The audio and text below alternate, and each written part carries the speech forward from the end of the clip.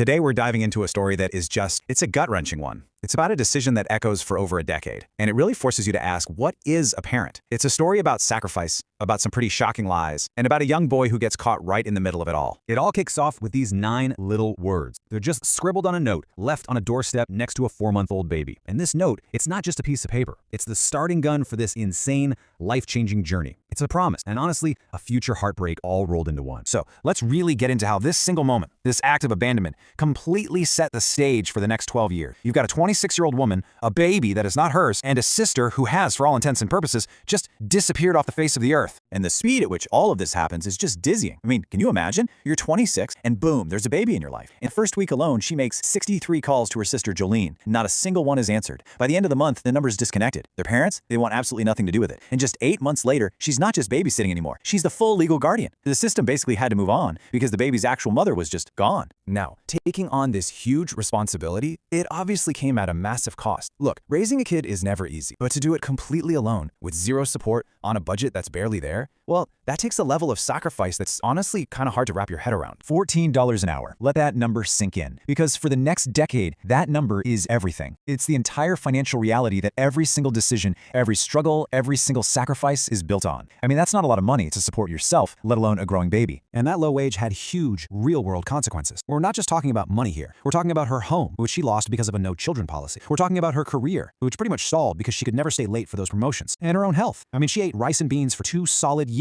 so that Wyatt could have formula. Her entire 20s weren't spent building her own life. They were spent building his. So, after all that, you gotta ask, was it worth it? Well, when Wyatt was 5, he gave her the answer. She was explaining to him that, families come in all shapes and sizes. And he just looks at her and says, "You're enough, Mom." And that wasn't just some sweet thing a kid says. It was validation. It was the proof that every single sacrifice she had made mattered.